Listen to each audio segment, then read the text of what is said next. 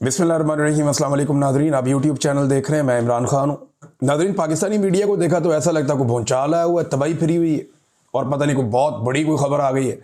सारा का सारा मीडिया एक ही चीज़ के ऊपर ट्रांसमिशन कर रहा है और ऐसे कर रहा है जैसे कोई अभी अभी लेटेस्ट कोई इन्हें बहुत बड़ी खबर मिल गई।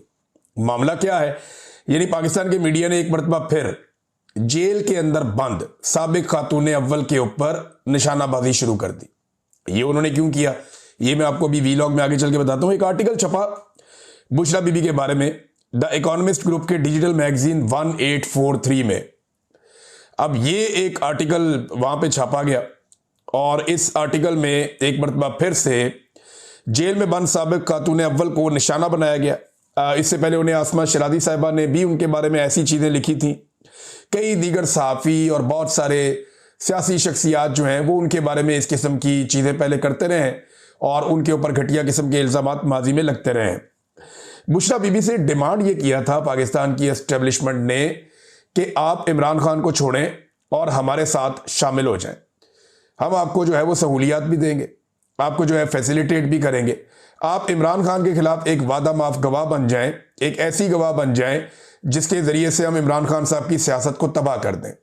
रेहाम खान साहिबा ने जो रास्ता इख्तियार किया, बुशरा बीबी ने वो रास्ता इख्तियार करने से इनकार किया। उसके बाद उनके ऊपर भी मुकदमात बनाए गए।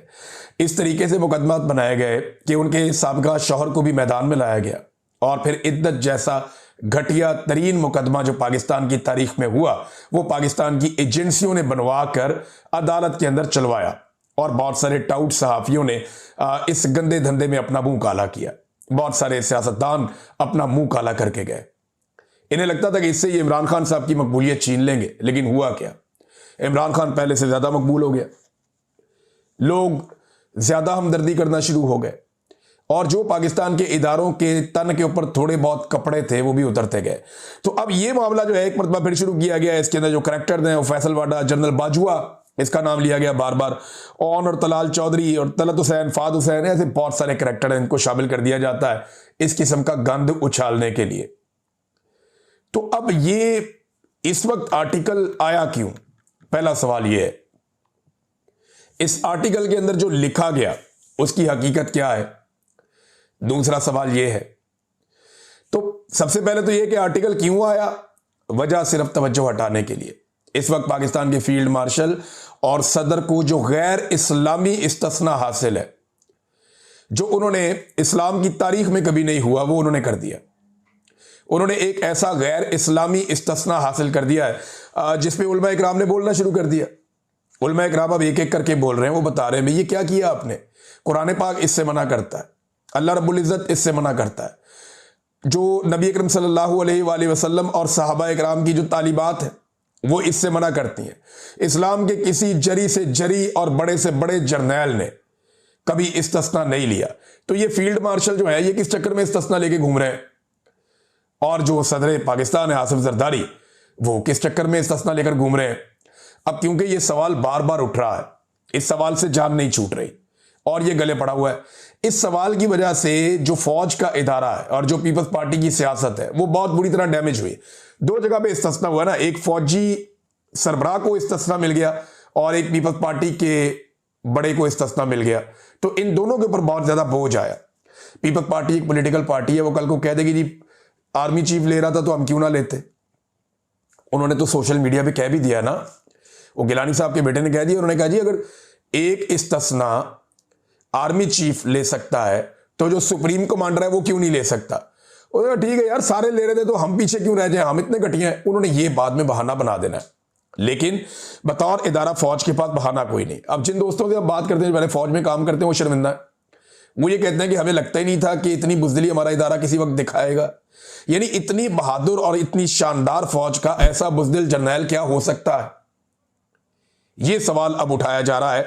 और जब उलमा इकराम बोलते हैं तो बहुत ज्यादा तकलीफ होती है, बहुत ज्यादा रुला पड़ता है। तवज्जो हटाओ मुहिम अब शुरू की जाएगी। तवज्जो हटाने के लिए सबसे पहले तो आप देखें कि ड्रोन हमले बहुत तेज हो गए जो मुबैना तौर पे हो रहे हैं बाजोड़ में। फिर एक हमला जो है वो खैबर में रिपोर्ट हुआ, सुहेल अफरीदी गए और जाकर जख्मियों से भी मिले। अभी एक नई इतला आई है एक और ड्रोन हमले की मेरे पास, और ये भी मालूमात अब गर्दिश करना शुरू हो गई हैं कि क्रिकेट ग्राउंड के ऊपर एक ड्रोन हमला किया गया है। ये लकी मरवत में ड्रोन हमला क्रिकेट ग्राउंड में, और अब तक जो इतलात हमारे पास आई हैं उसमें 4 अफराद इसमें जख्मी हुए हैं मुबैना तौर पे। तो तवज्जो हटाने के लिए ना इस्तिस्ना से, एक्सटेंशन से, और ये जो गंदबला पाकिस्तान के आइन के साथ किया गया, जो पाकिस्तान की अदलिया को कुचल के तबाह बर्बाद कर दिया गया, आइन की तदफीन कर दी गई, इन सारी चीज़ों से तवज्जो हटाने के लिए अब मुख्तलिफ इधर उधर के इश्यूज पकड़े जा रहे हैं। तो चस्के वाली न्यूज़ जो होती है ना उससे तवज्जो हट जाती है।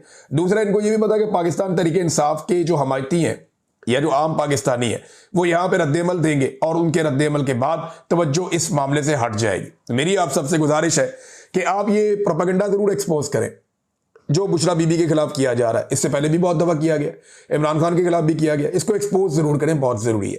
लेकिन जो असल मसला है उससे फोकस नहीं हटाना कि ये जो इस्तिस्ना है ये गैर इस्लामी है, मेरा इस्लाम, मेरा मजहब इसकी इजाजत नहीं देता। आप सब ये बात करें और फौजी क़यादत को मजबूर करें कि इस इस्तिस्ना को छोड़ दे, क्योंकि इस्लाम की तारीख में कभी शरई नुक्ता नजर से किसी ने ऐसा नहीं किया।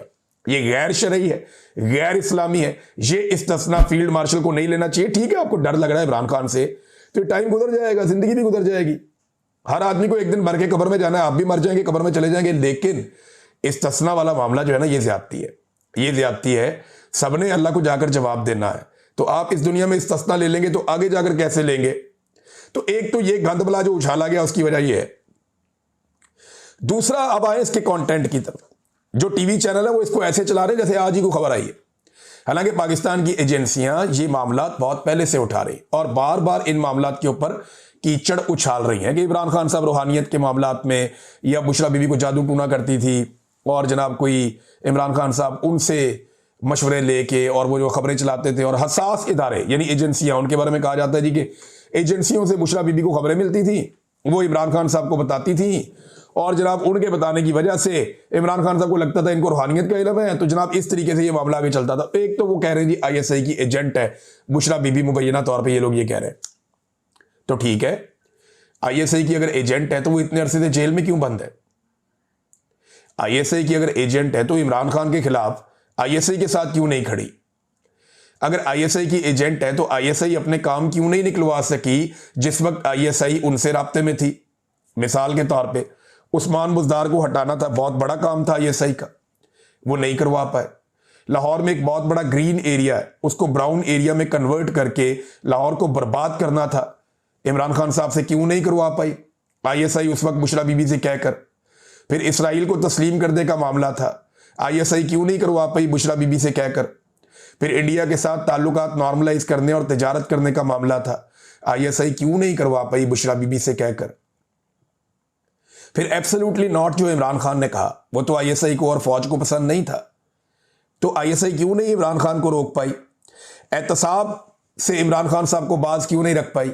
एनआरओ जो मांग रहे थे अपोजिशन के लोग, और आईएसआई ये चाहती थी, फौज ये चाहती थी, मीडिया के साथ बात भी करती थी कि ठीक है निकले इन मामला से, इमरान खान साहब को आगे बढ़ना चाहिए, ऑफ द रिकॉर्ड वो कहते थे। तो ये बातें आईएसआई बुशरा बीबी के जरिए से इमरान खान साहब से क्यों नहीं मनवा सकी? तो ये अपोजिशन के साथ ताल्लुकात, करप्शन पर खामोशी इख्तियार करें, ये वो सारी चीजें थी। मैं इस तरह की 1 दर्जन चीजें और आपको गिनवा दूंगा।